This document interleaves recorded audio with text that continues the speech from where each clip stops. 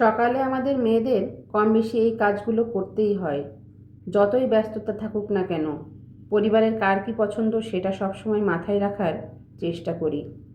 সবার মুখে একটুখানি হাসি দেখতেই তো আমাদের এই সকালের ছোট ছোট যুদ্ধ। সংসার সামলানো আর এর মাঝে নিজেকে একটু যত্ন নেওয়া, সব কিছুর ভারসাম্য বজায় রাখা আসলেই সহজ নয়। তবুও দিন শেষে এই ভালোবাসার ব্যস্ততার মাঝে আমরা মেয়েরা নিজেদের ভালো থাকাটা খুঁজে নেই। তো এই তো আটাটা সেদ্ধ করে নিয়েছি, এদিকে সুজিটাও রান্না হয়েছে। এ পর্যায়ে ডিমের অমলেট করে নিয়েছি। মাংসটা গরম করেই রুটিটা সেঁকে নিচ্ছি। সকালের নাস্তা শেষ করতে হঠাৎ জানলাম মেহমান আসবে, অবশ্য খুব বেশি সময় থাকবে না। তাতে কি, আপ্যায়ন তো একটু করতেই হবে। ঘরে যা আছে তা দিয়েই কিছু রান্না করব। তাই একদম সময় নষ্ট না করে সোজা দুপুরে রান্নায় চলে আসলাম। আসলে আমরা বাঙালিরা মেহমান আসবে শুনলেই ঝটপট ডিমের একটা পদ করতে বড্ড পছন্দ করি। কেউ ডিম ভুনা করেন, কেউ ডিমের কোরমা, আবার কেউ অন্য কিছু। ডিমের কোরমা তো আমাদের ঐতিহ্যেরই একটা অংশ।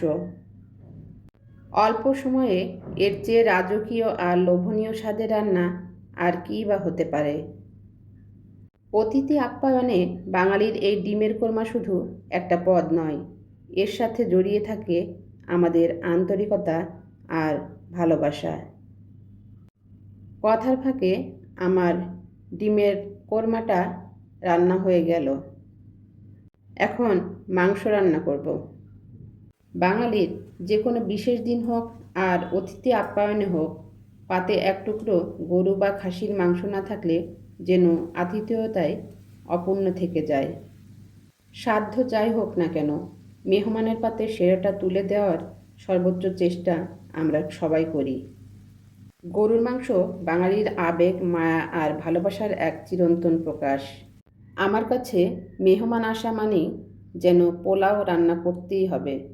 হাঁড়িতে চাল পড়ার পর যখন ঘিয়ে ভাজার সেই চেনা সুবাস ছড়াতে শুরু করে, তখনই মনে হয় ঘরে সত্যি কোনো উৎসব এসেছে। আসলে ব্যস্ত জীবনের একঘেয়েমি দূর করতে এই মেহমানদের আসা যাওয়া যে কতটা দরকার তা আমরা অনেকেই ভুলে যাই।